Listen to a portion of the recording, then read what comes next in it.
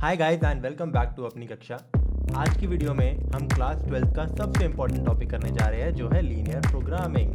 मजाक से हटके यार, ये हमारा चैप्टर नंबर 12 है एनसीईआरटी का, और इसमें इस साल सीबीएसई 2021 के अंदर अनबाउंडेड रीजन नहीं आ रहा। जो इस चैप्टर को हल्का सा डिफिकल्ट बनाता था, अनबाउंडेड रीजन, वो आ ही नहीं रहा है। सीबीएसई ने वो उड़ा दिया है, तो ये चैप्टर कुछ नहीं बचा, सिर्फ बाउंडेड रीजन के क्वेश्चंस रह गए, तो काफ़ी सिंपल रह गया है ना। पर जिसको अब आइडिया नहीं है कि अनबाउंडेड क्या है, बाउंडेड क्या है, बिना किसी देरी के इस चैप्टर को शुरू करते हैं। थोड़ा सा इसका इंट्रो भी देता हूँ तुम्हें। तो शुरू करते हैं लेक्चर एलपीपी के। हम लोगों ने एओडी पढ़ा था, और मैं नहीं पढ़ाया था तुम्हें, एप्लीकेशन ऑफ डेरिवेटिव। उसमें हमने डेली लाइफ प्रॉब्लम्स देखी थी, है ना। काफ़ी सारे अच्छी तुम्हें एनिमेशन दिखाई, तुम्हें चीज़ें बताई। तो उसमें एट दी एंड मैक्सिमाइज और मिनिमाइज करना सिखाया था, ताकि मतलब वही उसके डेली लाइफ वो थे, इम्प्लीकेशंस थे। इस चैप्टर में भी हम कुछ वैसा ही करने वाले हैं। एओडी में डिफरेंशिएशन हमारा बेस था, मतलब हम using the help of differentiation चीज़ों को मैक्सिमाइज करते थे या उन्हें मिनिमाइज करते थे। यहाँ पर लीनियर इनइक्वालिटी हमारा बेस होगा। 11th क्लास में तुमने लीनियर इनइक्वालिटी पढ़ा होगा, याद है। उसमें कुछ ग्राफ्स पढ़ते थे तुम, तो उसको फिर शेड भी करते थे तुम उस कुछ एरिया को, है ना। वो तुम अलग अलग इनइक्वालिटीज प्लॉट करते थे, रीजन निकालते थे। तो एक ना एग्जाम्पल लेते हैं रियल लाइफ प्रॉब्लम का ही, और उसी को हम एज अ क्वेश्चन सॉल्व करेंगे। एनसीईआरटी का ही क्वेश्चन है। शुरू करते हैं इस क्वेश्चन को। तो एक हमारे पास कारपेंटर है, मैंने पॉइंटर्स बना दिए, एक एक करके तुम्हारे सामने लाता हूँ। एक कारपेंटर है, वो दो आइटम बेचता है, टेबल और चेयर। पर वो कहीं से पहले खरीदता भी है उनको और फिर रीसेल करता है, ठीक है। उसके पास ना 50,000 रुपये है इन्वेस्ट करने के लिए, मतलब उसके पास पैसे दे रखे हैं 50,000 रुपये ही है, और उसके पास स्टोरेज स्पेस है सिर्फ 60 पीसेस का एट मोस्ट, मतलब मैक्स टू मैक्स। तो मान लो कि उसके पास कोई प्रॉपर्टी होगी जहाँ पे वो सामान रखता होगा सारा और फिर बेचता होगा, तो वहां ना मैं मिला जुला के 60 पीसेज रख सकता हूँ। अब हो सकता है कि वो 60 टेबल हो या 60 चेयर हो, कुछ भी हो सकता है वो चीज़, बट मिला के 60 होने चाहिए। इतनी ही जगह है उसके पास, प्लस उसके पास पैसे इतने ही है 50,000 खर्च करने के लिए। अब देखो, एक टेबल आती है 2,500 रुपए की और एक चेयर आती है 500 रुपए की। तो क्लियर सी बात है यार, कहने को तो मतलब वैसे तो वो 60 टेबल ले सकता है और रख सकता है अपनी जगह पे, पर 60 टेबल की कॉस्ट कितनी हो जाएगी। एक टेबल 2,500 की है, तो 60 टेबल हो जाएगी 60 इंटू 2,500। अब इसको कैलकुलेट करो, ये कितना बनेगा, एक बार दिखाओ यार। 25 इंटू 6 कितना होता है,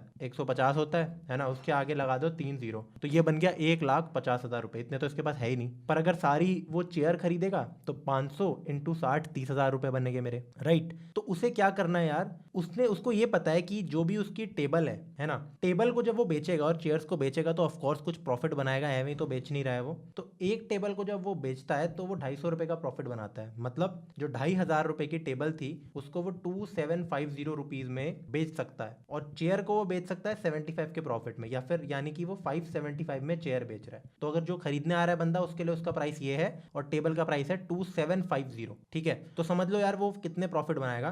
तो उसको ये जानना है कि मैं कितनी टेबल बेचूं और कितनी चेयर बेचूं, सच दैट जो उसका प्रॉफिट हो जाए ना यार, वो मैक्सिमम हो जाए। क्योंकि वो काफी सारी डिफरेंट कॉम्बिनेशंस में बेच सकता है। क्योंकि मान लो कि वो 20 टेबल बेच रहा है, 30 चेयर बेच रहा है, या 10 टेबल बेच रहा है, 40 चेयर बेच रहा है, ऐसा ऐसा करके, या 50 चेयर बेच रहा है। क्योंकि 60 बेच सकता है, चीजें रख सकता है अपनी जगह, और उसके पास पैसे भी है लिमिटेड 50,000 रुपए। तो इसमें उसको कुछ ऐसा दिमाग लगाना है सच दैट उसका प्रॉफिट मैक्सिमम बन जाए। तो इन टाइप ऑफ प्रॉब्लम्स को हम कहते हैं ऑप्टिमाइजेशन प्रॉब्लम्स।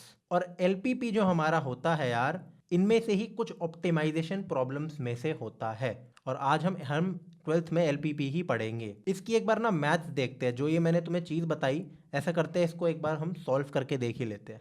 तो सॉल्व कैसे करेंगे यार, मान लो कि नंबर ऑफ टेबल्स हमारी होगी x और नंबर ऑफ चेयर्स होगी हमारी y। अब देखो, हम क्योंकि लीनियर इनइक्वालिटी को एज अ बेस बना रहे हैं और उसी से हम सॉल्व करने वाले हैं इस चैप्टर को। एलपीपी में सारी चीजें लीनियर इनइक्वालिटी के ग्राफ से सॉल्व होने वाली है। तो उसमें यार तुम नोटिस करोगे सिर्फ दो वेरिएबल्स को ही हम इंक्लूड करेंगे, x और y। तीसरा वेरिएबल नहीं होना चाहिए।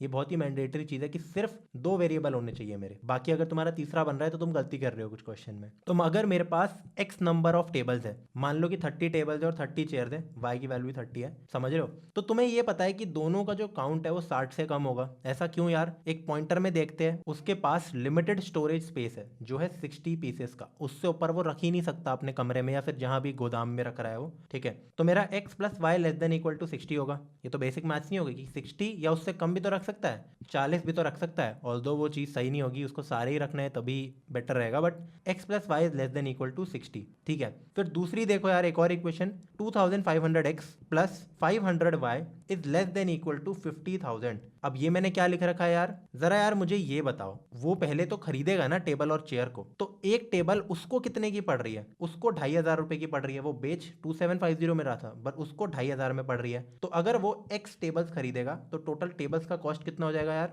2,500 इंटू एक्स, क्योंकि एक टेबल 2,500 की आती है। सिमिलरली नंबर ऑफ चेयर्स थी वाई, मान लो कि 50 चेयर है, 10 चेयर है मान लो, तो एक चेयर अगर मेरी 500 की है तो सारी चेयर 5,000 की हो जाएगी। तो चेयर हो गई हमारी 500 इंटू वाई की, तो जो उसका टोटल एक्सपेंस है, जितना वो खर्च मारेगा, वो होगा 2,500 एक्स प्लस 2,500 वाई, वो होगा 2,500 एक्स प्लस 500 वाई के बराबर, और ये less than equal to 50,000 rupees होगा। ऐसा क्यों भाई, उसकी जेब में है ही 50,000 रुपए, उससे ज्यादा वो खर्च ही नहीं कर सकता। तो जो ये कॉस्ट है ये भी हमारी लेस देन इक्वल टू 50,000 होगी। ठीक है, अब ये दो चीजें जो मैंने लिखी है ना, इनको हम कहते हैं कंस्ट्रेंट्स। इनको हम क्या कहते हैं यार, कंस्ट्रेंट्स। कंस्ट्रेंट्स का मतलब क्या होता है यार, या फिर इनको हम कहते हैं overriding condition, overriding conditions. Constraints का मतलब, अगर तुम फिजिक्स के स्टूडेंट हो तो तुम्हें पता होगा कि तुम्हें एक चीज से लिमिट कर दिया कि इससे ज्यादा तुम स्पेंड नहीं कर सकते, या फिर इससे ज्यादा वो चीज हो नहीं सकती, वो उसकी एक लिमिटिंग फैक्टर है कंस्ट्रेंट्स का। इसी के साथ साथ यार हमारे दो और कंस्ट्रेंट्स भी होते हैं जो हर लीनियर इनइक्वालिटी में होगी, जो हम पढ़ने वाले हैं उसकी बात कर रहा हूं मैं। उसमें सारी लीनियर इनइक्वालिटीज में दो और कंस्ट्रेंट्स होंगे मेरे, और वो कंस्ट्रेंट्स मेरे यार क्या हो गए, वो कंस्ट्रेंट्स हो गए मेरे x is greater than equal to 0 and y is greater than equal to 0, यानी कि दोनों मेरे पॉजिटिव रहेंगे हमेशा हमेशा। अब ऐसा क्यों होगा यार, तुम सोचोगे x और y 0 से बड़े क्यों है, बहुत ऑब्वियस नहीं है क्या नेगेटिव में जा सकती है इस क्वेश्चन में हमारी टेबल, 5 टेबल खरीद सकता है आदमी, एक -1 टेबल खरीद सकता है क्या, नहीं ना। और सिमिलरली चेयर्स के लिए भी, तो ये हमेशा मेरे पॉजिटिव होते हैं, और ये मेरे हर क्वेश्चन में हो गए ये दो कंडीशन। बाकी ये जो, जैसे ये दो कंडीशन मेरे को मिली, हो सकता है एक कंडीशन भी मिलती, 3 भी मिलती, इनके अलावा मैं कह रहा हूं, तो वो डिपेंड करता है क्वेश्चन टू क्वेश्चन। यूजुअली हमें 2 ही मिलती है। अब हमें क्या निकालना था यार, हमें प्रॉफिट को मैक्सिमाइज करना था। मेरा लास्ट पॉइंट ये था कि वो कितनी टेबल बेचे और कितनी चेयर बेचे सच दैट उसका प्रॉफिट मैक्सिमम हो, और वो प्रॉफिट कितना हो ये भी बता दो एक बार। तो उसके लिए यार सबसे पहले मुझे बताओ, प्रॉफिट ऑन 1 टेबल कितना होता है। 250 रुपए का प्रॉफिट आ रहा था उसे, मतलब इतना उसकी जेब में जा रहा था, और एक चेयर पे 75 रुपीज का प्रॉफिट था। अगर वो एक्स नंबर ऑफ टेबल्स बेच रहा है तो उसका टेबल्स पे प्रॉफिट कितना होगा, 250 इंटू एक्स, क्योंकि मान लो एक टेबल है तो 250 रुपए का प्रॉफिट है, 2 टेबल है तो 500 रुपए का प्रॉफिट है, and so on. Similarly chair पे उसका प्रॉफिट कितना होगा, number of chairs y into profit on each chair. अब ये जो दोनों प्रॉफिट है इनको कर दो ऐड, तो ये हमारा बन जाएगा net profit 250x plus 75y। अब जो ये वाला फंक्शन है ना, इसको हम कहते हैं ऑब्जेक्टिव फंक्शन। नोटिस करो ये कोई इक्वेशन नहीं है, इनकी तरह ये कोई इनइक्वेशन नहीं है, ये बस एक वो है हमारा क्या कहते हैं 2 वेरिएबल्स का एक चीज है, 250x प्लस 75y। इसको हम कहते हैं अपना ऑब्जेक्टिव फंक्शन, और मेरे को इसकी वैल्यू क्या करनी है, मैक्सिमाइज करनी है। समझे यार, ऐसा मैं क्यों कह रहा हूं, इसकी मैक्सिमाइज क्यों करनी है मेरे को वैल्यू, क्योंकि यही क्या है मेरा नेट प्रॉफिट, और मुझे प्रॉफिट को ही तो मैक्सिमाइज करना है। तो मैं एक्स की और वाई की ऐसी कौन सी वैल्यू लूं सच दैट ये मैक्सिमम हो जाए। और एक और चीज कि ये दोनों चीजें मेरी सेटिस्फाई हो रही हो, ये चारों चीजें, चारों कंस्ट्रेंट्स को मद्देनजर रखते हुए मैं अपने इस प्रॉफिट को कैसे मैक्सिमम करूं। ठीक है, तो इसको हम कहते हैं ऑब्जेक्टिव फंक्शन, या फिर इसको हम z से डिनोट करते हैं। हम कहते हैं कि मैं लिखूंगा यहां z is equal to 250x plus 75y। अब हम देख सकते हैं यार काफी सारे कॉम्बिनेशंस बन सकते हैं, मतलब जैसे मेरे पास 10 टेबल है, मेरे पास 50 चेयर है। इस केस में खर्चा कितना होगा, सबसे पहले तो ये देखो, मतलब वो बंदा कितना खर्च कर रहा है। एक टेबल 2,500 रुपए की थी, उसको इतने की पड़ रही थी, तो 10 टेबल कितने की हो गई, 25,000 रुपए। एक चेयर मेरी थी कितने की, 500 रुपए की, तो 50 चेयर कितने की हो गई, अगेन 25,000 रुपए की। टोटल खर्चा भी उसका 5,000 बैठ रहा है यार, है ना। तो प्रॉफिट कितना होगा उसके पास, प्रॉफिट बताओ जरा। ये तो एग्जैक्टली देखो जो मेरी कंडीशंस थी ये दोनों, ये सेटिस्फाई हो रही है, हाँ हो रही है। 10 टेबल है, 50 चेयर है, तो ठीक है 60 या 60 से कम, और जो मेरा खर्चा है वो भी 50,000 या 50,000 से कम का हो रहा है। ठीक है, तो प्रॉफिट निकालते हैं। प्रॉफिट फंक्शन हमारे पास ये है, इसी में डाल दो x की वैल्यू जो है 10 और y की वैल्यू जो है 50, तो मेरा नेट प्रॉफिट बन जाएगा इतना, कैलकुलेशन करने के बाद ₹6250। तो इतने का उसको प्रॉफिट बन रहा है। पर क्या यही एक कंडीशन हो सकती है, बहुत सारी हो सकती है यार ऐसे तो। मतलब मैं कह दूं कि टेबल्स है ही नहीं मेरे पास और 60 चेयर है, 60 चेयर खरीद रहा है, तो खर्चा कितना होगा इस केस में, 30,000 रुपए। क्यों, 500 रुपए की उसको एक पड़ रही है, इंटू 60 कर दो। अब इस केस में तुम बोलोगे यार उसके तो पैसे बच रहे हैं 20,000 रुपए, तो ये तो बढ़िया बात हुई ना। नहीं, ऐसे क्वेश्चंस में जितना उसके पास पैसा होता है हम मैक्स टू मैक्स खर्च करना चाहिए उसमें से, ताकि प्रॉफिट भी मैक्स टू मैक्स हमें मिले। हमें फर्क नहीं पड़ता उसकी जेब में कितना बच रहा है, हमें प्रॉफिट से फर्क पड़ता है जो बेचने से आ रहा है प्रॉफिट। ठीक है, तो इसमें हमारा प्रॉफिट सिर्फ 4,500 बन रहा है। कैसे यार, प्रॉफिट मेरा क्या है 250x प्लस 75y, x है नंबर ऑफ टेबल जो है 0 और y है नंबर ऑफ चेयर जो है मेरी 60, तो 60 इंटू 75 होता है मेरा 4500। तो इतना मेरा बन रहा है प्रॉफिट इस केस में, जो कम है इससे। ठीक है, अब तुम बोलोगे यार ऐसे तो बहुत सारे कॉम्बिनेशन बन सकते हैं। मैं कह दूं 5 टेबल है 55 चेयर है, इसमें कुछ और सीन बनेगा, तो हम क्या सारी कैलकुलेट करने बैठ जाएगी? नहीं, हम इसको ग्राफिकली निकालते हैं। और हम उसके लिए क्या करते हैं, अभी के लिए अपने इस ऑब्जेक्टिव फंक्शन को भूल जाओ थोड़ी देर के लिए, और जो हमारे चारों कंस्ट्रेंट्स थे इनको प्लॉट कर लो ग्राफिकली। सारे कंस्ट्रेंट्स को मुझे क्या करना होता है, प्लॉट करना होता है। एक बारी के लिए अपने सारे कंस्ट्रेंट्स फिर से लिख लेते हैं। x plus y is less than equal to 60, 2500x plus 500y is less than equal to 50,000। अब यार ये एक इक्वेशन इन इक्वेशन है, तो ऑफ कोर्स यार कुछ जीरोस भी काट दो, कुछ जात तो रहा नहीं है हमारा। तो मैंने क्या किया, सबसे पहले इसको 100 से काट दिया, तो ये कितना बन गया यार, एक बार इसको देखते हैं। ये मेरा बन गया 25x plus 5 times y is less than equal to ये क्या बन गया मेरा 500। अब मैं इसको 5 से फिर से काट सकता हूँ, तो मेरी इक्वेशन क्या बनी, 5 से काटो 5x plus y is less than equal to 100। तो एक इक्वेशन ये है इन इक्वेशन, एक इन इक्वेशन ये है, और दो हमारी बेसिक इन इक्वेशन होती है, x is greater than equal to 0, y is greater than equal to 0। अब यार इनको प्लॉट करने की कोई जरूरत नहीं होती, मतलब मेरा मतलब ये है कि क्योंकि जो मेरा x is greater than equal to 0 है, वो बेसिकली क्या होता है एक बार हम देखते हैं। अगर ये मेरी x और y एक्सिस है, कार्टेशियन प्लेन है, तो x is greater than equal to 0 का मतलब होता है ये पूरा जो भी लेफ्ट वाला प्लेन है ना, जो मैं हाईलाइट कर रहा हूँ, इसको हम कहते हैं x is greater than equal to 0। और जो मेरा ऊपर वाला रीजन होता है, जो पूरा ऊपर वाला रीजन है, ये है मेरा y is greater than equal to 0। तो अगर इन दोनों का मैं इंटरसेक्शन ले लूं, इंटरसेक्शन की बात कर रहा हूं, यूनियन की बात नहीं कर रहा, थोड़ी सेट्स की नॉलेज होनी चाहिए तुम्हें, तो मेरे पास सिर्फ क्या बच जाएगा, मेरे पास बच जाएगा अपना फर्स्ट क्वाड्रेंट। तो जो भी मेरे ग्राफ बनेंगे, जो भी मेरी इनइक्वालिटीज प्लॉट होगी, वो मेरी कहां पे प्लॉट होगी, ओनली फर्स्ट क्वाड्रेंट के अंदर। अब एक बार क्या करते हैं, अपनी इन दोनों लाइन की इक्वेशन जो थी, इन इक्वेशंस है, इनको प्लॉट कर लेते हैं। x plus y is less than equal to 60, x plus y is equal to 60 plot करा करो। ऐसे केस में वो क्या होती है, मेरी ऐसी इक्वेशन होती है जहां मेरा x इंटरसेप्ट भी 60 है और y इंटरसेप्ट भी 60 है। अब यार ये जो चीज़ है ना, ये मैं बस तुम्हें इस क्वेश्चन में करके दिखा रहा हूँ। इसके बाद जितने भी क्वेश्चन आएंगे तो मैं तुम्हें लाइन्स प्लॉट करना ये वाली नहीं सिखाऊंगा यार, ये बहुत बहुत बेसिक होता है, और ये तुम 11th क्लास में लीनियर इनइक्वालिटी में पढ़ चुके हो, और अगर नहीं पढ़ा है तो उस चीज को रिवाइज करो, क्योंकि ये बहुत बहुत ज्यादा बेसिक होता है ये सब प्लॉट करना। तो फिर भी इस क्वेश्चन में मैं तुम्हें समझा देता हूँ कैसे करना है प्लॉट। ये है मेरी line x plus y less than equal to 60। अब यार इसमें ना दो भाग हो सकते हैं, या तो मेरा ये वाला रीजन हो सकता है ये, क्योंकि लेस देन इक्वल टू की बात हो रही है, सिर्फ लाइन नहीं है, पूरा एक एरिया है, या हो सकता है कि मेरा ये वाला हो। तो इनमें डिसाइड कैसे करते हैं, एक बार क्विक तुम्हें रिकैप करा देता हूँ। क्या करो, x और y दोनों में 0 वैल्यू डालो। तो क्या 0 और 0 60 से कम है? हाँ, तो जो हमारा ओरिजिन है वो डेफिनेटली इस रीजन में लाया करता है। तो इसका क्या मतलब हुआ कि हम इस रीजन की बात कर रहे हैं, और क्योंकि हम सिर्फ फर्स्ट क्वाड्रेंट में सब कुछ निकालेंगे, तो मेरा जो रीजन है वो ये है जो मैं अभी शेड कर रहा हूँ।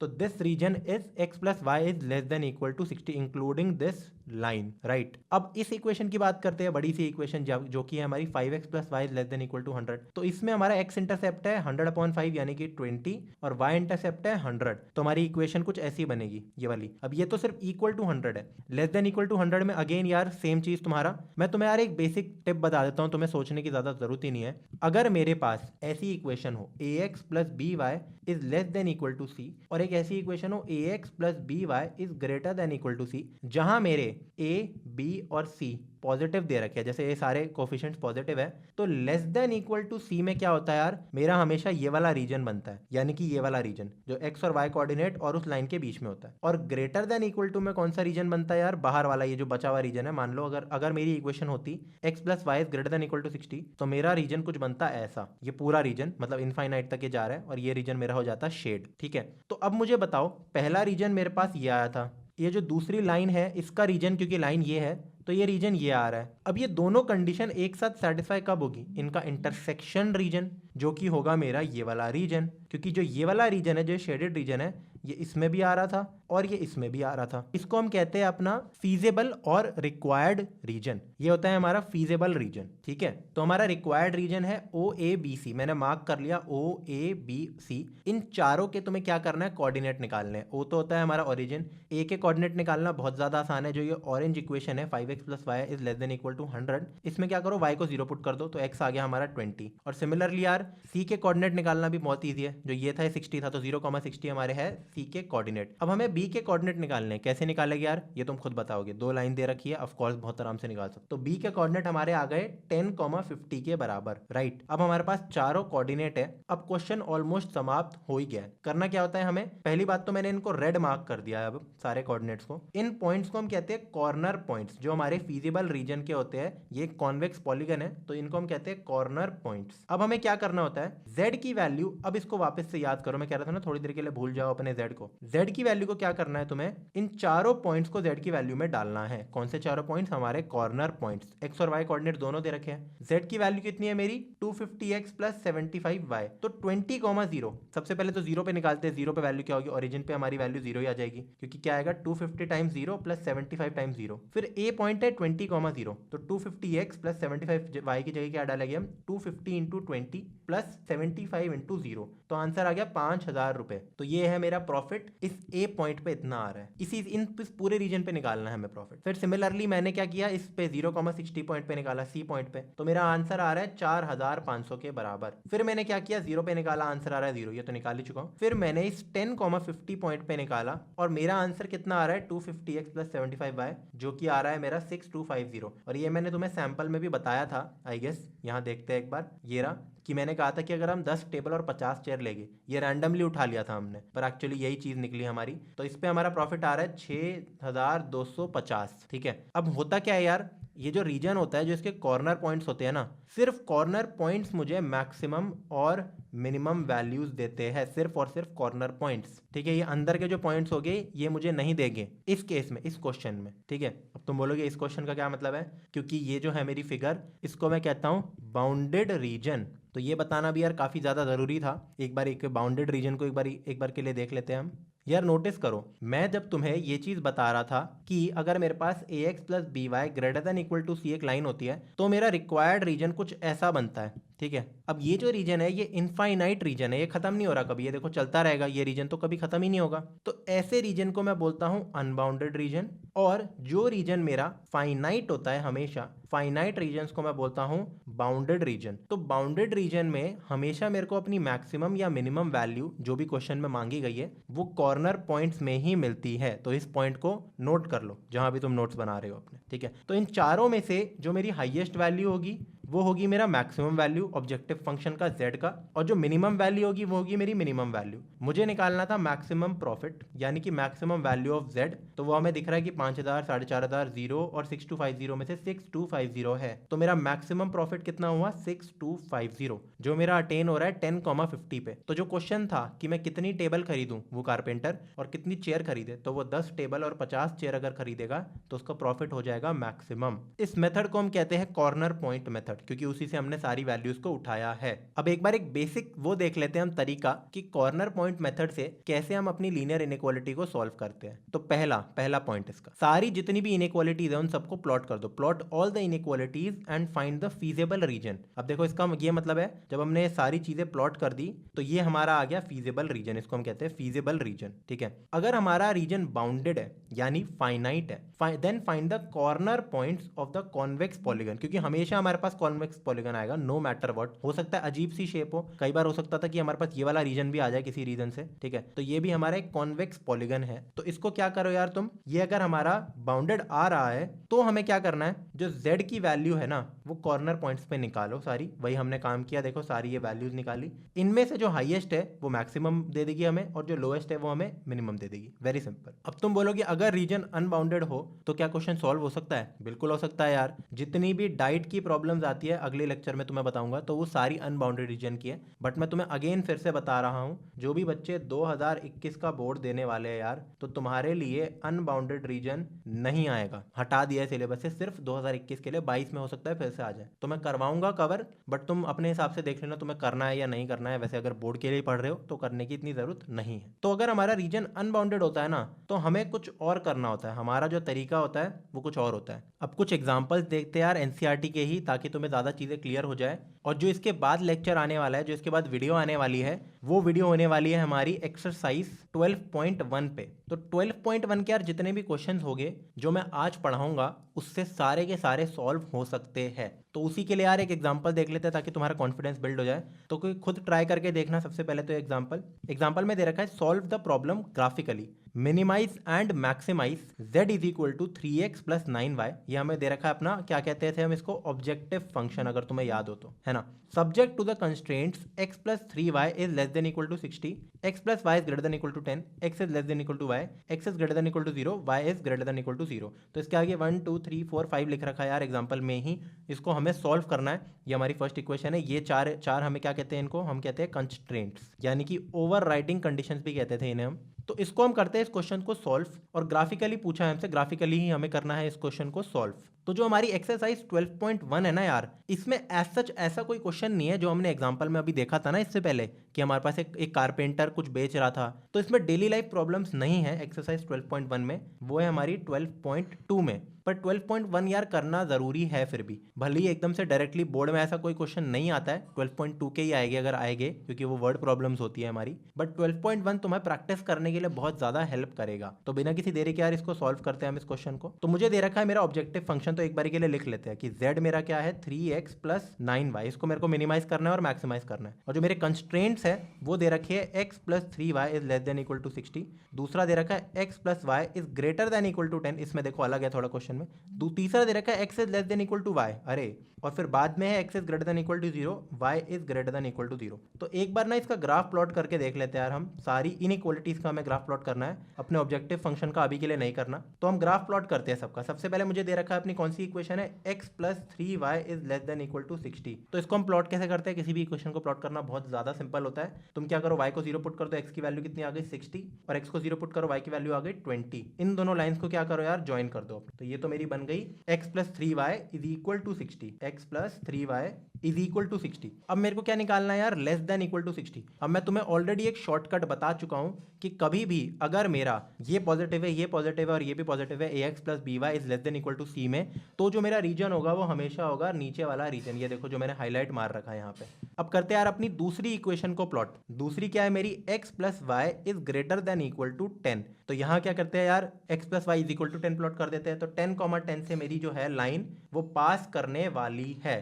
तो मेरी लाइन कुछ ऐसी होगी, अगर तुम देख सकते हो तो। ये जो मैंने व्हाइट लाइन बना रखी है ये है x plus y is equal to 10। अब इसमें मुझे निकालना है, मुझे दे रखा है ग्रेटर देन इक्वल टू 10। तो मैं कौन सा रीजन शेड करूंगा, मैंने तुम्हें बताया था ऊपर वाला। इस बार दूसरा कलर लेते हैं। तो ये मेरा कुछ ऐसा रीजन आएगा, ये सारा रीजन कवर्ड है। अब ध्यान देना यार, मुझे सबकी इंटरसेक्शन लेनी होती है। तो अभी के लिए तुम देख सकते हो कि तुम्हें क्या दिख रहा है, तुम्हें दिख रहा है कि ये अभी तक मेरा कॉमन रीजन आ रहा है। और एक और चीज, हमारी दो कंडीशन होती है कि हमेशा पॉजिटिव होगा x और y, तो हम सिर्फ इसमें डील करेंगे। ये जो बाहर की चीजें आ रही है इसको इग्नोर करो। तो अभी के लिए जो मेरा ये अलग सा तुम्हें अलग कलर दिख रहा है ना यार, ग्रीन और रेड को मिला के, तो ये मेरा अभी के लिए है वो कॉमन रीजन। अब एक और कंडीशन दे रखी है, x is less than equal to y। तो अपनी y is equal to x line बना दो, वो कुछ ऐसी होती है यार, वो तो बहुत सिंपल है ये वाली लाइन। अब इसमें कौन सा रीजन लूं मैं, मतलब मैं ऊपर वाला रीजन लूं या नीचे वाला रीजन लूं, मैं ऊपर वाला रीजन लूं या फिर नीचे वाला रीजन लूं। तो क्या करो यार, कोई भी एक रैंडम पॉइंट उठा के देख लो। जैसे कि अगर मैं इस पॉइंट को ले लूं, ये इसके नीचे वाले रीजन में और ये वाला पॉइंट इसके ऊपर वाले रीजन में, तो 60,0 मैंने उठा लिया फॉर एग्जांपल। अब जो 60,0 है उसमें x इज इक्वल टू 60 और y इज इक्वल टू 0 है। तो क्या मेरा x y या y से छोटा है? नहीं, 60 तो y से बड़ा है। तो यानी कि जो ये रीजन है ये नहीं है। हम इस रीजन की बात कर रहे हैं जिसको मैं शेड करूंगा अपने तीसरे कलर से। ये रीजन है हमारा जो x is less than equal to y है। अब इन सब में तुम देख सकते हो एट द एंड कौन सा रीजन कॉमन आया है। कौन सा रीजन कॉमन आया भाई बताओ जरा। वो रीजन है ये तीनों में कॉमन आ रहा है। ये हमारा है बाउंडेड रीजन, जो मैंने बहुत छोटा बनाया है। इसमें अच्छा सा बड़ा बनाना चाहिए था मेरे को, बट कोई बात नहीं, तुम समझ तो सकते ही हो। तो एक बारी के लिए इसकी सुंदर सी ड्राइंग बनाते हैं फिर, और फिर कंटिन्यू करेंगे इसको। तो यार ये है मेरा शेडेड रीजन अच्छी वाली ड्राइंग में। तो एक बारी के लिए क्या करते हैं, तुम्हें पता है कि ये एक कॉन्वेक्स पॉलीगन है, दिख रहा है तुम्हें, क्योंकि यही शेडेड रीजन आना था। अनबाउंडेड रीजन की अभी हम बात नहीं कर रहे थे। तो ये सारे जितने भी पॉइंट्स हैं इनको मार्क कर लेते हैं हम इस बार व्हाइट कलर से या रेड कलर से मार्क कर लेते हैं। ये है हमारे कॉर्नर पॉइंट्स, ये पॉइंट, ये पॉइंट, ये पॉइंट और ये पॉइंट। अब इस पॉइंट के कोऑर्डिनेट्स क्या होंगे, इस पॉइंट के कोऑर्डिनेट्स क्या होंगे, इसके कोऑर्डिनेट्स क्या होंगे, इसके कोऑर्डिनेट्स हमारे क्या होंगे। तो इन चारों कोऑर्डिनेट्स को एक एक करके हम निकालते हैं सबको। तो मान लेते हैं ये है मेरा पॉइंट ए, ये है बी, ये है सी, ये है डी।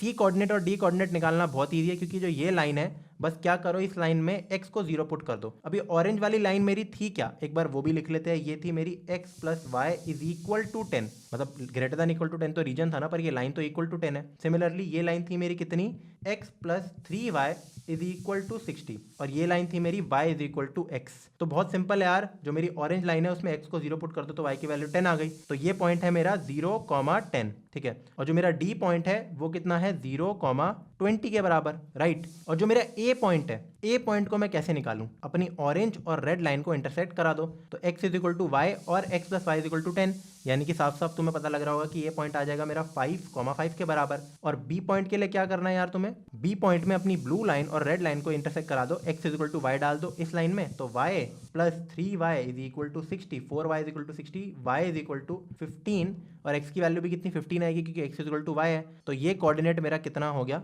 15,15। तो हमें अपने यार चारों कोऑर्डिनेट्स भी मिल गए। अब मुझे अगर अपने चारों कॉर्नर पॉइंट्स पता है, मुझे अपना ऑब्जेक्टिव फंक्शन पता है, तो मेरा अगला स्टेप क्या होता है कि we put values of a b c d in z and then find the values. मतलब हम ये इसके कोऑर्डिनेट डालेंगे z में और फिर वैल्यू निकालेंगे अपने ऑब्जेक्टिव फंक्शन की। तो अगर मैं क्या डालूं, मैं 0,10 को डालता हूं तो मेरा आंसर कितना आएगा, 3x प्लस 9y में डालना है मुझे, ठीक है। तो 3 टाइम्स 0 प्लस 9 टाइम्स 10, यानी कि मेरा आंसर कितना आ गया, 90। अगर मैं दूसरा पॉइंट लूँ 0,20, मैं डी कोऑर्डिनेट को लूँ तो इसमें कितना आएगा, 3 इंटू 0 प्लस 9 इंटू 20, यानी कि आ गया 180। ये आ रहा है मेरी वैल्यू z की। अगर मैं a अपना कोऑर्डिनेट लूँ तो ये वो है 5,5, तो ये आएगा 3 इंटू 5 प्लस 9 इंटू 5, तो इसकी वैल्यू 3 इंटू 5 होता है 15 और 9 इंटू 5 होता है हमारा 45, तो ये आ जाएगा मेरा 60 के बराबर। और अगर मैं अब लूँगा अपना b कोऑर्डिनेट जो है 15,15, ये बड़ी वैल्यू देने वाला है मेरे हिसाब से, तो 3 इंटू 15 प्लस 9 इंटू 15, इसकी वैल्यू कितनी होगी, ये होगी हमारी 45 प्लस 9 टाइम्स 15 क्या होता है 90 प्लस कितना हमारा 45, यानी कि 135, राइट। इन दोनों को मैं ऐड करूंगा तो मेरे पास आ जाएगा 180। तो ये जो तुम्हें चार वैल्यूज दिख रही है ना यहाँ पे, ये है 90, 180, 60 और 180, दो बार 180 आ रहा है मेरे पास। ये हमारी चारों है डिफरेंट वैल्यूज ऑफ z। अब इनमें से मुझे क्या निकालना था, मैक्सिमाइज और मिनिमाइज करना है। तो इसका मतलब क्योंकि ये एक बाउंडेड रीजन है, बंद रीजन है, फाइनाइट रीजन है, तो इसमें हमें जो मैक्सिमम वैल्यू मिल रही है जो है मेरी 180, ये है हमारी z की मैक्सिमम वैल्यू, और जो मिनिमम है 60, ये है हमारी z की मिनिमम वैल्यू। अब जब आंसर तुम लिख रहे होते हैं ना, तो ये भी लिख दो कि मैक्सिमम वैल्यू अकर्स एट किस पॉइंट पे अकर कर रही है मेरी 180, एक तो 0,20 पे अकर कर रही है ये, और 15,15 पॉइंट पे भी मेरी ये वैल्यू आ रही है, और जो मेरी मिनिमम वैल्यू है वो आ रही है मेरी 5,5, ठीक है। अब यार जब भी हमारे पास मल्टीपल पॉइंट्स पे हमारी मैक्स या मिन वैल्यू आ रही हो ना, तो उसको हम कहते हैं मल्टीपल ऑप्टिमल सॉल्यूशंस, क्योंकि जितने भी हमारे ये सॉल्यूशंस होते हैं इनको हम कहते हैं ऑप्टिमल सॉल्यूशंस, ठीक है। इस वीडियो में हम लीनियर प्रोग्रामिंग यानी कि LPP का लेक्चर सेकंड करने वाले हैं। पहले लेक्चर में यार मैंने तुम्हें एक एग्जांपल दिया था और बेसिक तुम्हें बता दिया था कि हमें करना क्या होता है, हमें ग्राफ को स्केच करना होता है लीनियर इनइक्वालिटी से, फिर बाद में सॉल्व करना होता है उसे, ठीक है। तो शुरू करते हैं यार इस टॉपिक को। फर्स्ट लेक्चर में तुमने फर्नीचर डीलर का क्वेश्चन किया था, राइट। तो देखो पहले लेक्चर में मैंने तुम्हें जो बाद में क्वेश्चन कराया था, मुझे सिर्फ एक सेट ऑफ इक्वेशन दे रखा था और उस हिसाब से मुझे मैक्सिमाइज या मिनिमाइज करना था। बट इस बार क्या होगा यार, तुम्हें एक बेसिक क्वेश्चन दिया जाएगा, रियल लाइफ प्रॉब्लम दी जाएगी। तो इस लेक्चर में हम रियल लाइफ प्रॉब्लम से डील करेंगे, जैसे कि फर्नीचर डीलर वाला था वो भी एक रियल लाइफ प्रॉब्लम ही थी। तो इस लेक्चर में यार हम दो तरीके की प्रॉब्लम्स करेंगे, वैसे तो तीन है। जो पहली वाली है वो होती है हमारी डाइट प्रॉब्लम। अब यूजुअली यार जो डाइट प्रॉब्लम है ना, वो वैसे हो सकता है कि ना आए, क्योंकि मोस्ट डाइट प्रॉब्लम जितनी होती है वो सारी अनबाउंडेड रीजन होती है। लेकिन फिर भी मैं तुम्हें बता देता हूँ कि डाइट प्रॉब्लम में हम इक्वेशंस को फॉर्म कैसे करें। उसके बाद जो सॉल्विंग वाला पार्ट है वो पिछली क्लास में मैं करा चुका हूँ। तो इसमें हमेशा तुम्हें मिलेंगे 2 टाइप्स ऑफ फूड, हो सकता है दे दे food A and food B ऐसे करके, ठीक है। ये बोलेगे कि हमें ना इनको मिक्स करना है ऐसे वे में सच दैट मुझे एक मिनिमम रिक्वायरमेंट ऑफ न्यूट्रिएंट्स मिल जाए और वो कंप्लीट हो जाए, ठीक है, मिनिमम पॉसिबल कॉस्ट में। तो चलो मान लेते हैं कि हमारे पास जो फूड है उनका नाम है फूड A और food B। Cost of each unit of food A and food B is given in the question. तो मुझे दे रखा होगा कि फूड A की कॉस्ट कितनी है और फूड B की कॉस्ट कितनी है। जैसे एग्जांपल लेते हैं कि फूड A की कॉस्ट है 50 रुपये 1 किलो के लिए और फूड B की कॉस्ट है 40 रुपये 1 किलो के लिए। दो हमारे जो वेरिएबल्स होते हैं ना यार, वो होते हैं x और y, क्योंकि हमेशा हमें 2 वेरिएबल में ही चीज रखनी है, 3 में करोगे क्वेश्चन सॉल्व नहीं होगा, हमने 2 का ही पढ़ रहे हैं अभी, ठीक है। तो इसलिए हमेशा कभी भी देखो होता क्या है, क्वेश्चन में ना दे रखा होगा कि तुम्हारे पास फूड A है, फूड B है, और ये बोल देगा कि विटामिन A है, है, विटामिन बी है, विटामिन सी है। तो तुम्हें पता है विटामिन को अपने वेरिएबल्स नहीं बनाना, तुम्हें फूड को बनाना है। हमेशा जो भी दो चीजें होगी उनको हम बनाएंगे अपने वेरिएबल्स, राइट। तो वेरिएबल्स हो गए एक्स और वाई। अब एक्स का मतलब क्या है? फूड ए है क्या? नहीं, एक्स का मतलब होता है number of units of food A, यानी कि कितने पैकेट हमारे फूड ए के। सिमिलरली वाई होता है हमारा number of units of food B. हमारा जो ऑब्जेक्टिव फंक्शन होता है ना, याद है तुम्हें z is equal to p x plus q y होता था, कुछ पिछली क्लास में कराया था तुम्हें, जिसको हमें मैक्सिमाइज मिनिमाइज करना होता है। ऑब्जेक्टिव फंक्शन हमारा यूजुअली यहाँ पे कॉस्ट फंक्शन होता है डाइट प्रॉब्लम्स में, और हमेशा हमें उसको मिनिमाइज करना होता है, हमें मिनिमम पॉसिबल कॉस्ट चाहिए होती है। तो z की वैल्यू हमारी होती है p x plus q y. यहाँ पे ये p क्या होता है? p होता है price of 1 unit of food A, जो हमें पहले से क्वेश्चन में दिया होता है, जैसे 50 रुपए ऐसे दे रखा था ना। और फिर q होता है price of 1 unit of food b, x होता है number of units of food A, y होता है number of units of food b। अब देखो, each food has 2 or more types of ingredients / vitamins / nutrients and different quantity of those nutrients। क्या मतलब हुआ इसका यार? एग्जाम्पल देखते हैं। मान लो फूड ए में 5 यूनिट्स ऑफ प्रोटीन है, 4 यूनिट्स ऑफ कार्बोहाइड्रेट्स है, और फूड बी में 2 यूनिट्स ऑफ प्रोटीन है और 10 यूनिट्स ऑफ कार्बोहाइड्रेट्स है। इसमें हो सकता है एक और चीज भी होती है, विटामिन भी आ जाता है यहाँ। तो 3 भी हो सकती है, 2 or more types of different things in each type of food। समझ आ रहा है? अब देखो क्वेश्चन क्या होता है, the question is to minimize z। अब तुम बोलोगे मिनिमाइज z का मतलब क्या होता है? इसमें एक कंडीशन दे रखी होती है, गिवन दैट द मिक्सचर, जो फूड को जब हम मिक्स करेंगे, should contain at least m units of protein and n units of carbs. तो तुम बोलोगे यार ये चीज कैसे, मतलब ये हमारा क्या ऑब्जेक्टिव फंक्शन में था? नहीं, उसमें तो हमारा p और q था। तो हमें ये दे रखा होगा कि मान लो यार कि एक बंदा यार जिमिंग कर रहा है, ठीक है। अब उसे चाहिए होता है एक दिन में 140 ग्राम प्रोटीन, अगर उसका वजन है 70, और उसे चाहिए होता है मान लो कि उतना ही ग्राम, 140 ग्राम या 200 ग्राम कार्ब्स। अब वो डिफरेंट तरीके की चीजें खाता है, जैसे वो पनीर खाएगा प्रोटीन के लिए, ठीक है, वो हो सकता है प्रोटीन पाउडर ले रहा हो सकता है वो ओट्स खा रहा हो। तो उसे क्या करना है, वो अलग अलग तरीके से ले सकता है ना अपना प्रोटीन, ताकि उसकी जो डेली की प्रोटीन रिक्वायरमेंट थी जो थी 140 ग्राम, और डेली की कार्बोहाइड्रेट की रिक्वायरमेंट 200 ग्राम, उसको फुलफिल करना है। अब यार हो सकता है कि वो इंटेलिजेंट हो और वो सस्ते में कर ले ये चीज, या फिर हो सकता है वो महंगे में कर ले, महंगी आइटम्स खरीदे। तो हमें इस क्वेश्चन में भी क्या करना होता है, कम से कम दाम में करना होता है हमें वो चीज। समझ आ रहा है? ओके, तो इसको सॉल्व कैसे करते हैं वो देखते हैं एक बार एग्जाम्पल की मदद से। ये एनसीईआरटी का एक एग्जाम्पल नंबर 6 है डाइट प्रॉब्लम में। A dietitian wishes to mix 2 types of food in such a way that the vitamin contents of the mixture contains at least 8 units of vitamin A and 10 units of vitamin C. Food 1 contains 2 units per KG of vitamin A and 1 unit per KG of vitamin C. Food 2 contains 1 unit per KG of vitamin A and 2 units per KG of vitamin C. It costs ₹50 per kg to purchase food 1 and 70 per kg to purchase food 2. Formulate this problem as a LPP to minimize the cost of such mixture.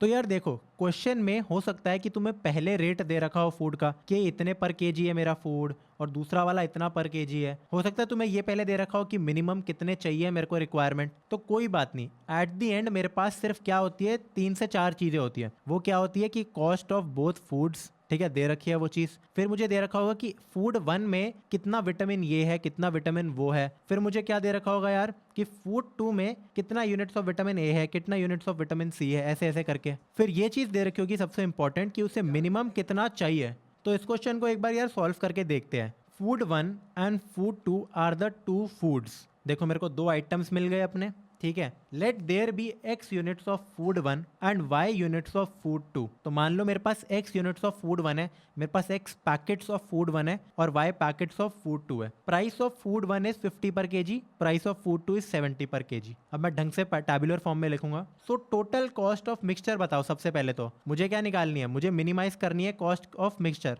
तो cost होगी कितनी, variables में आएगी, फिर मेरे को उसको minimise करना होगा। तो वो हमारा होगा 50x प्लस 70y। ऐसा यार क्यों हुआ, क्योंकि देखो अगर एक पैकेट की कीमत 50 रुपए है, तो मान लो 10 पैकेट की कीमत कितनी होगी, 50 × 10 500 रुपए। तो x पैकेट की कीमत होगी 50 × x। सिमिलरली y पैकेट की कीमत होगी 70 × y। ये जो 50x प्लस 70y है ना, इसको हम कहते हैं z अपना ऑब्जेक्टिव फंक्शन। पढ़ा था ना यार लेक्चर 1 में ऑब्जेक्टिव फंक्शन, ये वही है। तो अब बनाते हैं एक टेबल, ठीक है। तो टेबल में हम सबसे पहले देखो जो एनसीईआरटी है ना, कुछ एग्जाम्पल्स में क्वेश्चन में उल्टी सीधी टेबल बना देती है, या तुम कहीं और सॉल्यूशन देखोगे। देखो देखो मैंने क्या कर रखा है, फूड 1 और फूड 2 या फिर दो भी तुम्हारे आइटम्स होगे ना आगे जाके भी, तो आइटम 1 और आइटम 2 को तुम ऐसे ही लिखोगे प्लीज, ठीक है। गलती से भी इधर मत लिखना, मतलब इनको तुम अलग से अलग अलग कॉलम बना के लिखोगे, इनके यहाँ मत लिख देना, रो वाइज मत लिखना, मैं बताऊंगा क्यों ऐसा। तो मैंने लिखा फूड 1 फूड 2 और यहाँ रोज में तुम लिखो अपने विटामिन ए और विटामिन सी, या फिर अगर होता एक और विटामिन होता गिवन तो भी तुम लिख सकते थे, ठीक है। अब फूड 1 में 2 यूनिट्स ऑफ विटामिन ए है, क्वेश्चन में दे रखा है, दे रखा होगा देखो, food 1 contains 2 units of vitamin ए,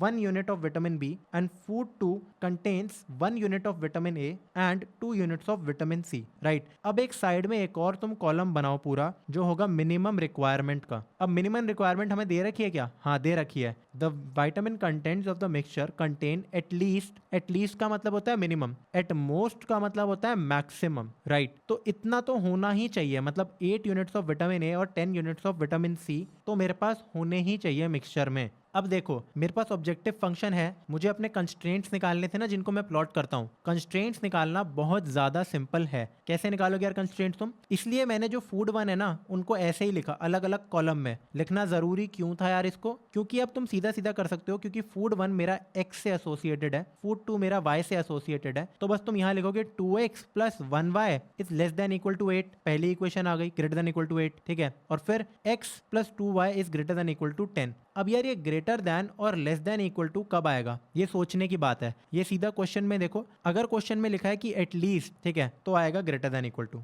ठीक है। मतलब एटलीस्ट का मतलब मिनिमम इतना तो होना ही चाहिए, इससे ज्यादा भी चलेगा, ठीक है। अगर क्वेश्चन में लिखा हो एट मोस्ट, तो एट मोस्ट का मतलब इससे ज्यादा नहीं चलेगा, या तो 8 हो या 8 से कम, तो उसमें लेस देन इक्वल टू लगा देते। अब मुझे बताओ ये x is greater than equal to 0 और y is greater than equal to 0, ये तो ऑब्वियस कंस्ट्रेंट्स होते हैं एलपीपी में, हमेशा फर्स्ट क्वाड्रेंट में ही प्रॉब्लम सॉल्व होती है। अब मेरे पास अपने यार इक्वेशंस हैं, मेरे पास ऑब्जेक्टिव फंक्शन है, तो बस उसका ग्राफ बना दो, अपने z की वैल्यू निकाल लो। अगर मैं प्लॉट करता हूँ इन कंस्ट्रेंट्स को, इन इक्वेशंस को, इन चारों इक्वेशंस को, तो मेरे पास कुछ ऐसा ये रीजन आता है जिसमें मेरा a, b और c होते हैं मेरे कॉर्नर पॉइंट्स, और ये एक अनबाउंडेड रीजन है। और मैंने यहाँ पे स्टार मार्क भी लगा रखा है, ऐसा क्यों, क्योंकि CBSE 2021 में अनबाउंडेड रीजन नहीं आने वाला है। तो हम क्या करते हैं यार, इस चीज को एक बारी के लिए अब स्किप कर देते हैं। तुमने बस ये देख लिया ना यार कि डाइट वाली प्रॉब्लम सॉल्व कैसे होती है। मतलब हो सकता था कि इस क्वेश्चन में ये लिखा हो कि contents of the mixture contain at most, अगर एट मोस्ट लिखा होता तो ये लेस देन इक्वल टू होता, ये भी लेस देन इक्वल टू होता,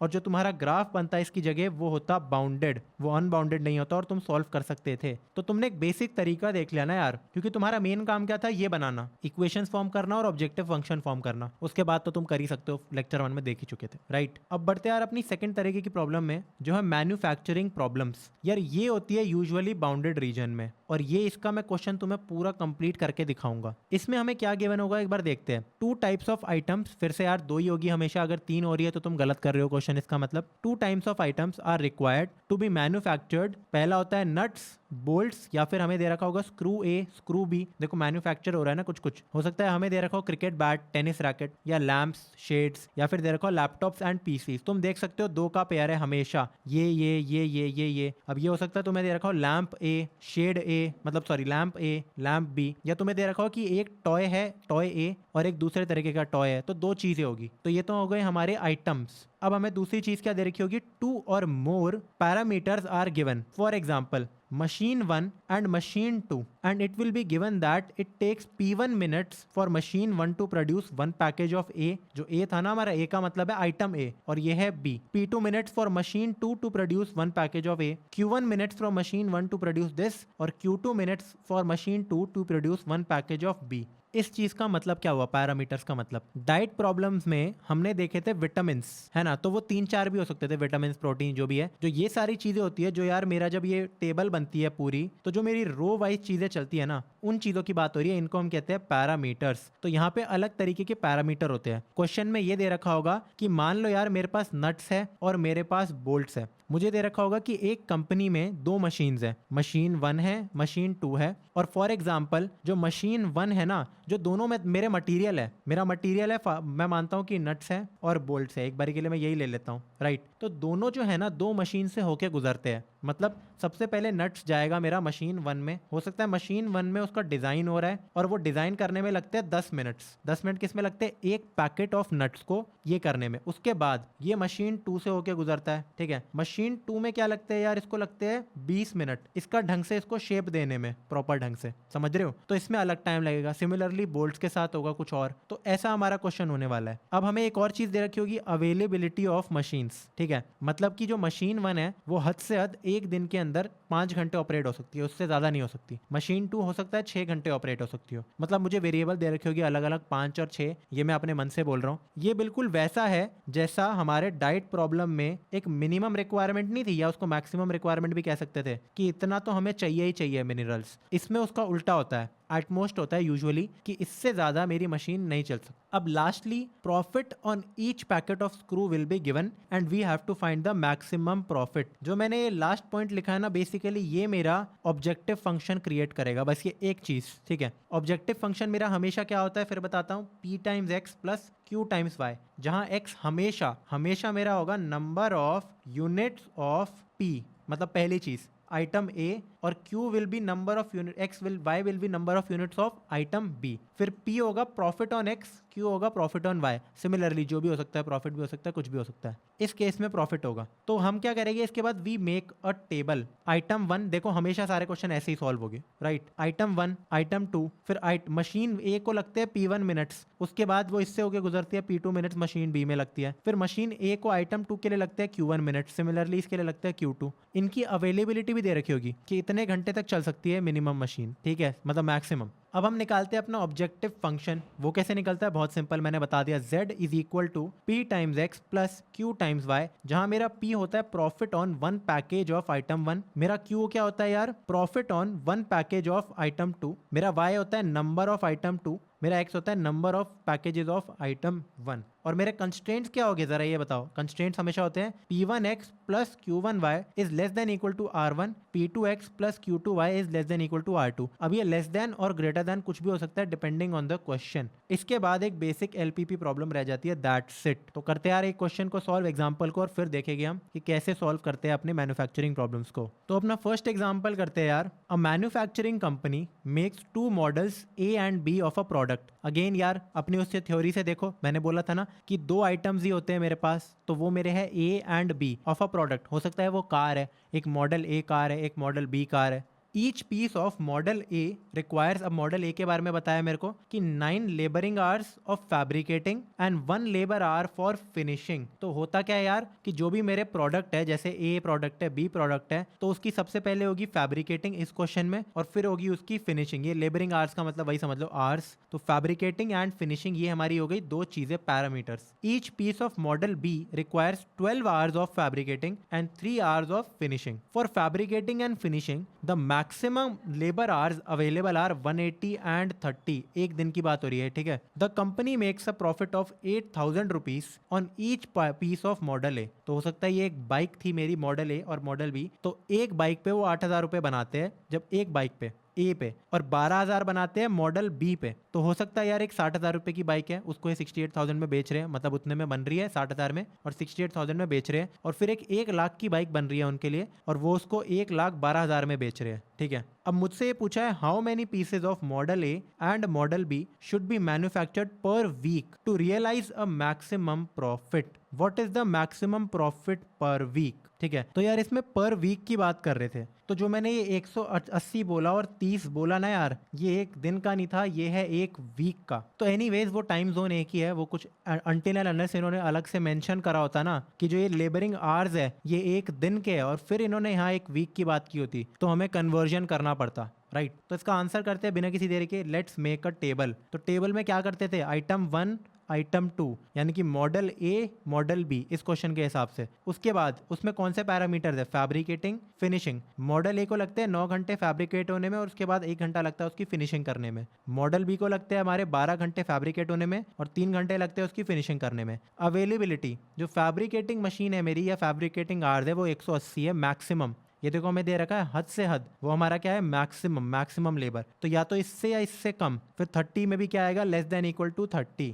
अब देखो let the number of model A pieces be x, यही लेते थे ना हम, and number of model B pieces be y. तो इसके बाद हमारा ऑब्जेक्टिव फंक्शन कितना बन जाएगा, प्रॉफिट फंक्शन, बेसिकली प्रॉफिट कितना हुआ मैक्सिमम। जरा मुझे बताओ एक गाड़ी का प्रॉफिट कितना है, 8,000 रुपए, मॉडल ए की बात कर रहा हूँ, तो एक्स गाड़ियों का प्रॉफिट कितना होगा 8,000 एक्स। एक गाड़ी का प्रॉफिट कितना है 12,000, मॉडल बी की बात कर रहा हूँ, तो टोटल वाई का कितना होगा 12,000 इंटू वाई। अब ये हो गया मेरा ऑब्जेक्टिव फंक्शन, और मेरे को क्या करना है मैक्सिमाइज z, राइट। तो मेरे कंस्ट्रेंट्स क्या हो गए जरा मुझे ये बताओ, बहुत simple, 9x plus 12y less than equal to 180, फिर 1x plus 3y less than equal to 30। काफी ज्यादा सिंपल नहीं हो गया है? तभी मैं ऐसे कहता हूँ लिखने के लिए, कभी गलती से ये मत करना यहाँ लिख दो मॉडल ए यहाँ मॉडल बी और फिर तुम ऐसे चल रहे हो, नहीं, फिर अलग होगी मेरी इक्वेशन, ऐसे बनेगी, राइट। तो ये सिंपल रहता है काफी ऐसे में। अब मेरे बाकी कंस्ट्रेंट हो गए x is greater than equal to 0, y is greater than equal to 0, और मैं अपनी इस इक्वेशन में से क्या कॉमन ले सकता हूँ, मैं 3 को कॉमन ले सकता हूँ। तो 3 को इससे काटो तो 3x बचा, इससे काटो तो तुम्हारा बचा 4y, 3 को डिवाइड करोगे 180 को 3 से डिवाइड करोगे तो 60 आ जाएगा। तो ये बन गई मेरी इक्वेशन, बेसिकली ये दूसरी इक्वेशन और ये है तीसरी इक्वेशन। इन तीनों को प्लॉट करते हैं एक बार, प्लॉट करना काफी ज्यादा सिंपल है यार मेरा। जो ये मेरी ऑरेंज वाली इक्वेशन है, ये कौन सी इक्वेशन है यार जरा सोचो। अगर मैं इसको प्लॉट करता हूँ, सबसे पहले y को 0 पुट करो, यहाँ मेरा आ गया 20, x को 0 पुट करो, आ गया मेरा 15। तो एक मेरा 20,0 पॉइंट है और 0,15 है, तो यही वो मेरी लाइन है। ये लाइन है मेरी 3x प्लस 4y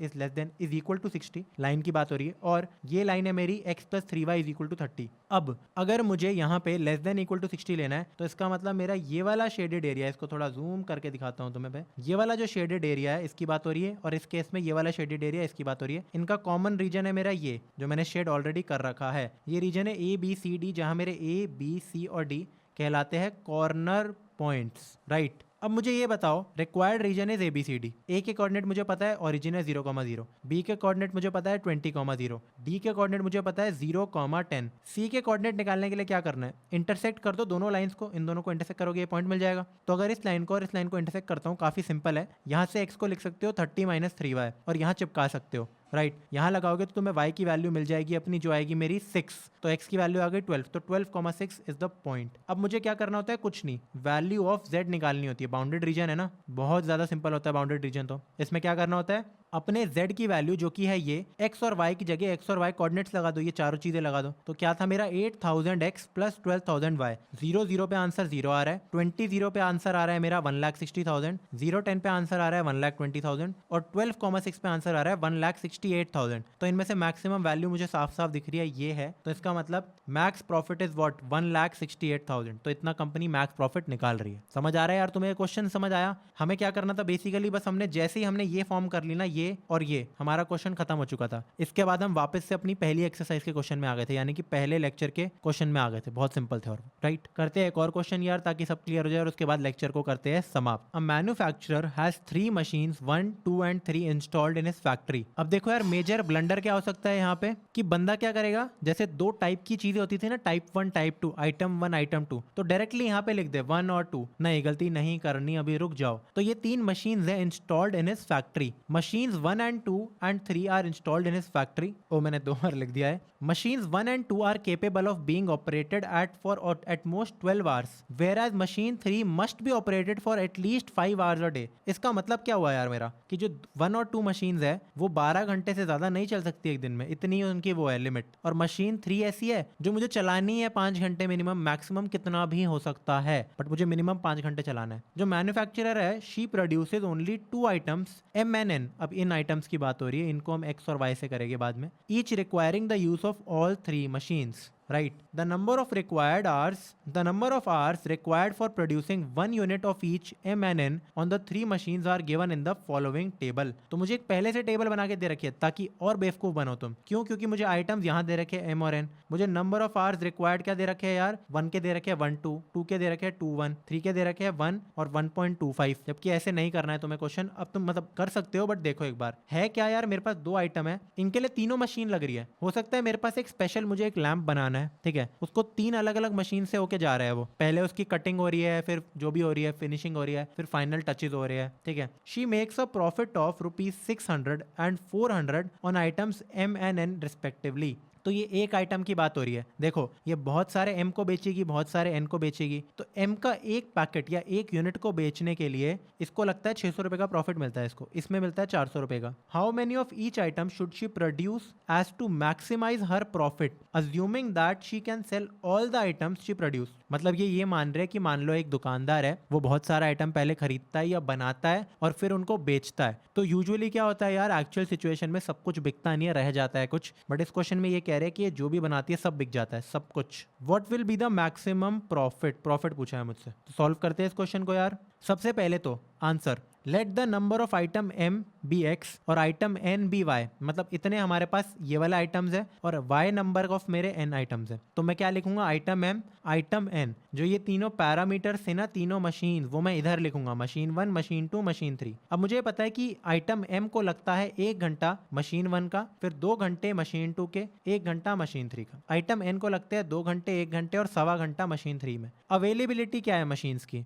पहली मशीन 12 घंटे तक चल सकती है हद से हद, दूसरी मशीन 12 घंटे तक चल सकती है हद से हद, और तीसरी मशीन कम से कम 5 घंटे चलनी ही चाहिए। तो ये तो हो गया, मेरी टेबल बन गई यहाँ से। पहले एक बार अपना ऑब्जेक्टिव फंक्शन लिख लेते हैं, वो क्या होगा, 600x प्लस 400y। ऐसा क्यों, 600 is the profit on 1 unit of M, तो x यूनिट्स में इतना हो जाएगा टोटल, और ये है प्रॉफिट ऑन 1 यूनिट, और y यूनिट्स में हो जाएगा 400 इंटू y। मेरे कंस्ट्रेंट्स क्या हो गए, बहुत simple, 1 times x plus 2 times y क्या होगा, लेस देन इक्वल टू या greater than equal to, less than equal to x, क्योंकि एट मोस्ट है, यानी कि हद से हद इतना चल सकता है, इससे ज्यादा नहीं। Similarly 2x plus 1y is less than equal to 12, और 1x plus 1.2y is greater than equal, क्योंकि एटलीस्ट इससे या 5 से ज्यादा, राइट। तो यही 3 इक्वेशन देखो मैंने यहाँ लिख रखी है। लास्ट वाली इक्वेशन में मैं 1.25 डेसिमल हटाने के लिए मैंने क्या किया, 4 से मल्टीप्लाई की पूरी इक्वेशन दोनों साइड, तो ये तो आ गया 20, ये आ गया 4x और ये आ गया 5y, राइट। तो इन तीनों ही इक्वेशंस को अगर मैं प्लॉट करता हूं तो पहली 2 इक्वेशंस तो काफी सिंपल होती है, ऐसी बनेगी मेरी। उसके बाद तीसरी इक्वेशन कुछ ऐसी बन रही है। अब ये फिगर इंटरेस्टिंग है क्योंकि मेरे पास 5 कॉर्नर पॉइंट्स है, राइट, और उनमें से एक भी 0,0 भी नहीं है। तो ये मेरा रिक्वायर्ड रीजन है। ऐसा क्यों, x plus 2y is less than equal to 12, तो ये इक्वेशन है मेरी x plus 2y less than equal to 12 वाली। ये पूरा रीजन की बात हो रही है। 2x plus y less than equal to 12 में ये पूरे रीजन की बात हो रही है। तो इन दोनों का कंबाइंड रीजन हो जाएगा मेरा ये। अब प्लस ये जो रीजन है ये कौन सा है मेरा, 4x plus 5y greater than equal to 20, तो वो रीजन है मेरा ये पूरा प्लेन।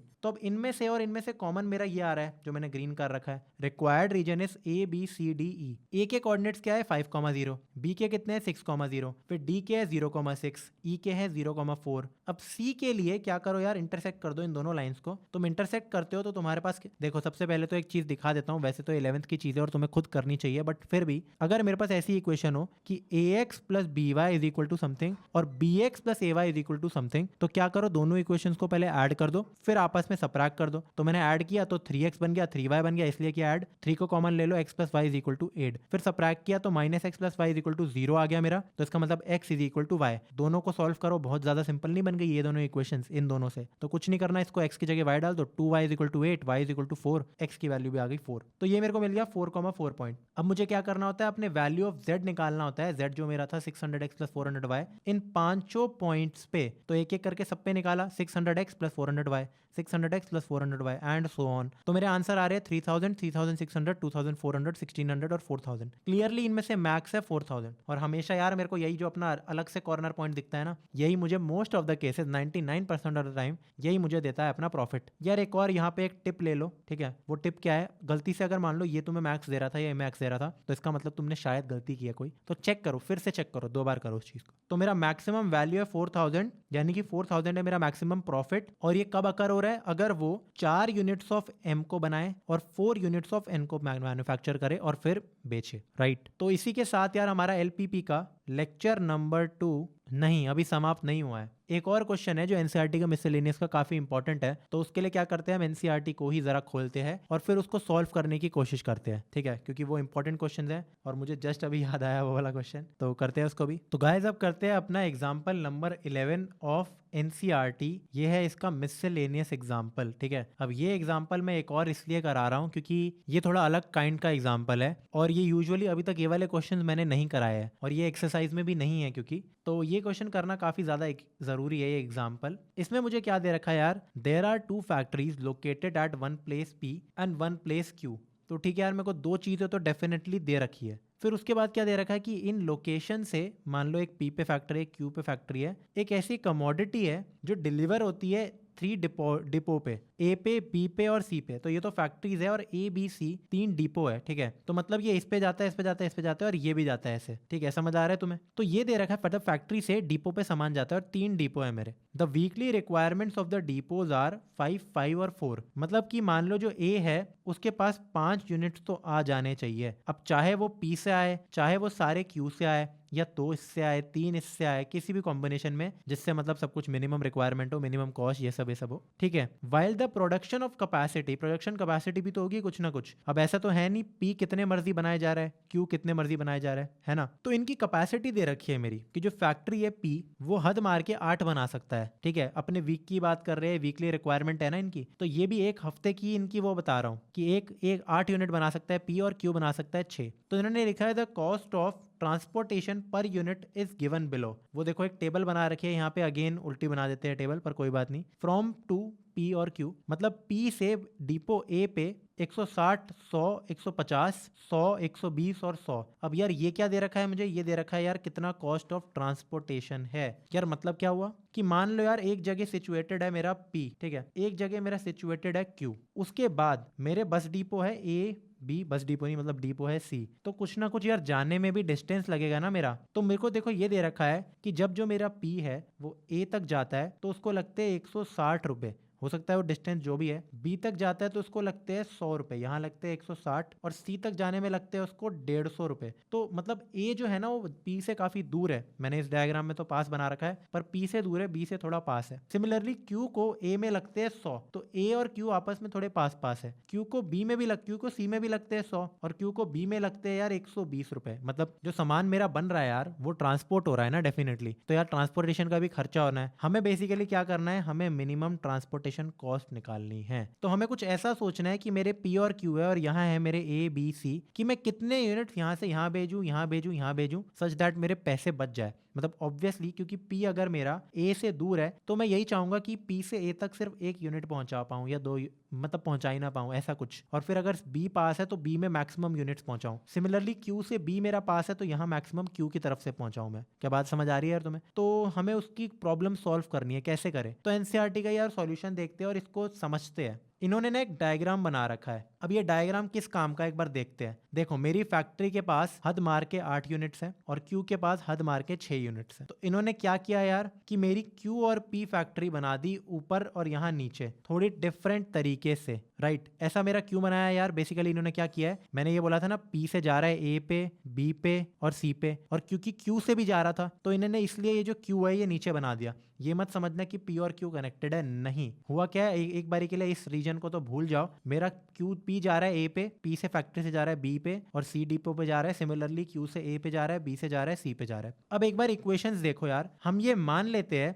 यहाँ जो एक्स और वाई है ना यार, उन्हें हमें ये नहीं समझना। यहाँ जो हमें पी और क्यू 2 चीजें दे रखी थी ना, मैं हमेशा कहता था ना अगर 2 चीजें हैं तो वो 2 आइटम्स होते हैं। तो नंबर ऑफ आइटम मतलब फर्स्ट आइटम को मैं एक्स ले लेता था और y units of second item, but यहाँ ऐसा कुछ भी नहीं है। यहाँ हम वेरिएबल्स क्या लेंगे यार, let x units and y units of the commodity या फिर जो भी वो दे रहे हैं be transported from factory P to the depot A and B. ऐसा क्यों यार? देखो हम अभी के लिए मान रहे हैं ना, हमें नहीं पता इससे फैक्ट्री से ए में कितने पहुंचा है, तो मैंने मान लिया वो वेरिएबल है एक्स और मुझे लगते हैं 160 रुपए ए तक जाने में। देखो ये टेबल में दे रखा है। फिर मैंने मान लिया कि फैक्ट्री बी तक उसे लगते हैं वाई, मतलब उसे इतना लग रहा है, कितना वाई यूनिट्स पहुंचा रहा है बी में। लग नहीं रहे, लग तो उसको 100 रुपए रहे हैं, पर वो वाई पहुंचा रहा है। याद रखना डिपो ए के नीचे इन्होंने 5, बी के नीचे 5 और सी के नीचे 4 लिख रखा है। इसका क्या मतलब था कि इन्हें ये रिक्वायरमेंट चाहिए ही चाहिए, इतने चाहिए इनको, ठीक है। तो ये यहाँ से पहुंचा रहा है एक्स, ये यहाँ से पहुंचा रहा है वाई, ये यहाँ से कितना पहुंचाएगा फिर सी में 8 माइनस एक्स माइनस वाई।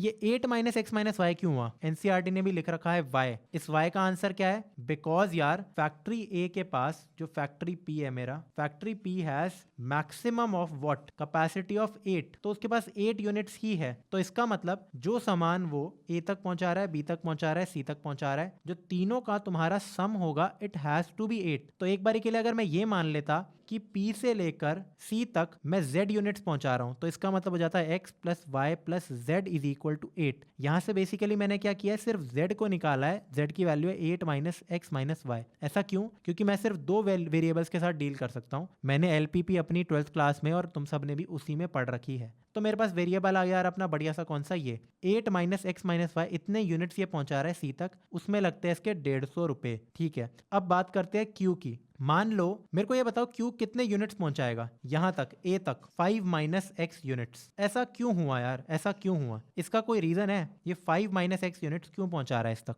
सोचो एक बार। एक बारी के लिए मान लेते हैं हम 3 और वेरिएबल्स ले लेते हैं। मैं कहता हूं ए, बी और सी। इससे पहले हमने क्या लिए थे? एक्स, वाई और जेड, फिर हमने जेड को निकाल लिया ऐसे 8 माइनस एक्स माइनस वाई करके। अब मान लो कि क्यू जो है वो ए यूनिट्स पहुंचा रहा है, कहां तक? ए तक। पर मुझे ये पता है कि ए को टोटल में 5 यूनिट्स चाहिए अपने, राइट? और मेरे पास ऑलरेडी एक्स तो मिल चुके हैं उसे, तो मुझे बस कितने और चाहिए? मान लो ए था, तो a प्लस एक्स की वैल्यू कितनी हो जाएगी? 5। तो यहां से मेरा a निकल गया 5 माइनस एक्स, इसलिए ये यहाँ पे 5 माइनस एक्स है। सिमिलरली यार, अगर यहाँ से मुझे y मिल रहे थे, यहाँ से मेरे को b दे रहा हूँ, तो b प्लस वाई की वैल्यू होनी चाहिए 5, इसकी रिक्वायरमेंट। तो ये हो गया 5 माइनस वाई। अब मुझे बताओ ये मैंने क्या कचरा लिख रखा है, तुम सोचोगे? जरा एक बार सोचो, ये इतनी बड़ी सी चीज मैंने लिख रखी है, मतलब एनसीईआरटी ने, 6 minus bracket of 5 minus x plus 5 minus y. तो इसको एक बार के लिए सिर्फ ये मानो कि मेरे सी के पास कितने यूनिट्स है यार? मेरे सी के पास है 6 यूनिट्स, राइट? वो ए को दे रहा है a यूनिट्स, वो बी को दे रहा है b नंबर ऑफ यूनिट्स, और सी को दे रहा है c नंबर ऑफ यूनिट्स। मैंने a की वैल्यू निकाल ली 5 माइनस एक्स, मैंने b की वैल्यू भी निकाल ली 5 माइनस वाई।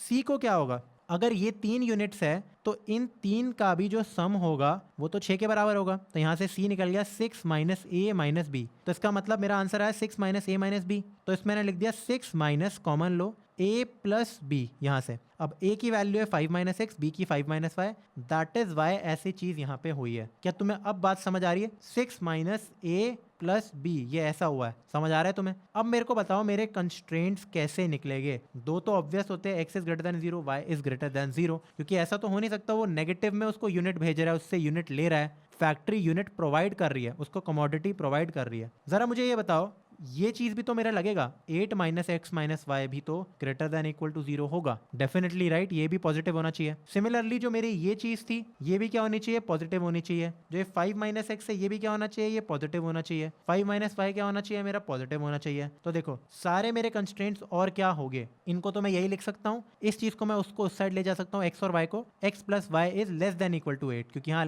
लेस देन आ जाएगा, राइट? यहाँ आ जाएगा मेरा लेस देन इक्वल टू 8। अब मुझे ये दे रखा है, ये चीज तो मैंने निकाल ली, देखो इन्होंने एनसीईआरटी ने भी यही लिख रखा है, now the weekly requirement of the depot A is 5 units, ठीक है? Since x unit are transported from the factory p, remaining are 5 minus x. ये तो हमने देख लिया ऐसा क्यों हुआ। इसको आगे बढ़ते हैं। हमारी इक्वेशंस क्या आ गई थी यार? 5 minus x is greater than equal to 0, 5 minus y is greater than equal to 0, और ये पूरी चीज greater than equal to 0, right? तो इन चीजों की भी सेम चीज कर दी मैंने। 5 minus y greater than equal to 0, यानी कि y 5 से बड़ा छोटा है। 5 minus x is greater than equal to 0, यानी कि x भी जो मेरा है वो 5 से छोटा है। तो मेरी इक्वेशन क्या बन गई? एक तो x is less than equal to 5, y is less than equal to 5। Also ये जो इक्वेशन है यार, जरा इसको सॉल्व करो। ये आ जाएगा 10 माइनस एक्स माइनस वाई, फिर 6 माइनस दिस। तो ये कितना बन जाएगा? x प्लस वाई, क्योंकि ऐड हो जाएगा प्लस माइनस प्लस। समझ आ रहा है यार? तो मैं एक बार पूरा करके दिखा देता हूँ यार मैं चीज। ये देखो इन्होंने लिख रखा है 6 minus 5 minus x plus 5 minus y, तो ये हो जाएगा मेरा 6 minus 10 minus x minus y, जो हो गया 6 minus 10 plus x plus y. तो x plus y minus 4 is greater than equal to 0,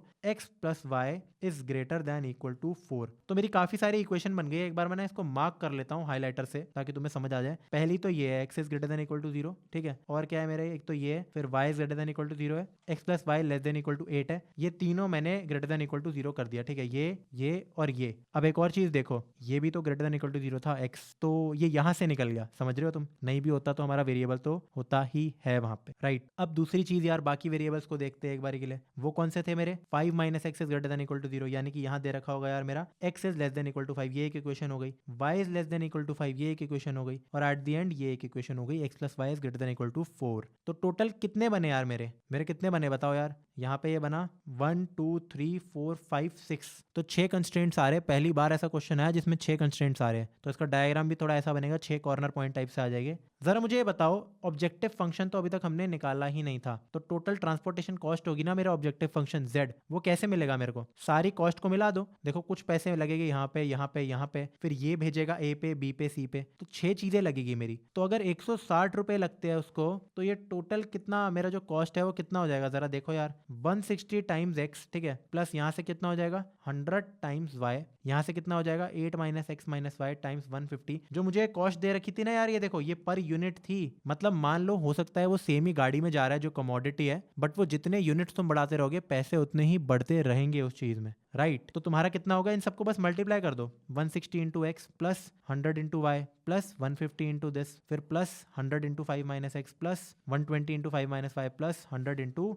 ये जो बड़ी सी चीज है, ठीक है। तो इसको हमने कर दिया, सबको ऐड करोगे यार तो तुम्हें आंसर मिलेगा कुछ ऐसा। ऑब्जेक्टिव फंक्शन में एक्स भी है वाई भी है, दैट्स इट। तो हमें इसको क्या करना है, मिनिमाइज करना है, कॉस्ट है ना, मिनिमाइज करते हैं। तो ये आ गया हमारा objective function subject to the 6 constraints. अब ये मैंने 5 कंस्ट्रेंट्स लिख रखे हैं, एक्चुअली 6 है, मैंने इन दोनों को अलग माना था, एक ही बात है। इनका मतलब होता है फर्स्ट क्वाड्रेंट में लाया करेगा। इनका क्या मतलब हुआ, x is less than equal to 5, तो ये x is equal to 5 line है, तो इससे पहले होना चाहिए सब कुछ। y is less than equal to 5, इससे पहले होना चाहिए, यानी कि जो भी मेरा रीजन आएगा वो इस स्क्वायर में आएगा, ठीक है, इस स्क्वायर में आएगा। अब बाकी इक्वेशंस देखते हैं, ये है मेरी x plus y less than equal to 8, फिर दूसरी कौन सी है, ये है x plus y less than equal to 4। तो कुछ ऐसा ये ब्लू वाला रीजन मेरा बन रहा है जिसमें बहुत सारे पॉइंट्स आ रहे हैं इंटरसेक्शन के, पर निकालने काफी इजी है यार। x plus y is equal to 4, क्योंकि ये एक्स एक्सिस से कट कर रहा है, तो ये 4,0, ये है 0,4। ये जो लाइन है ये मेरी इस पे कट कर रही है y इज इक्वल टू 5 पे, तो मेरी इक्वेशन थी x plus y is equal to 8, y की जगह 5 डालो, x की वैल्यू आ गई 3, यहाँ आ गया 5,3।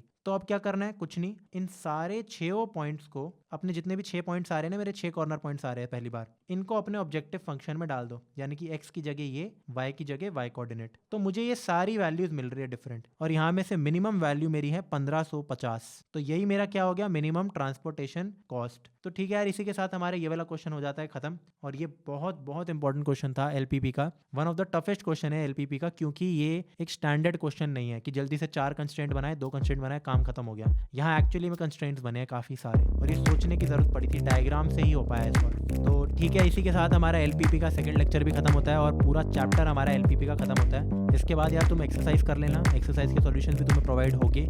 और ठीक है, फिर मिलते हैं तुमसे अगले चैप्टर में, बाय।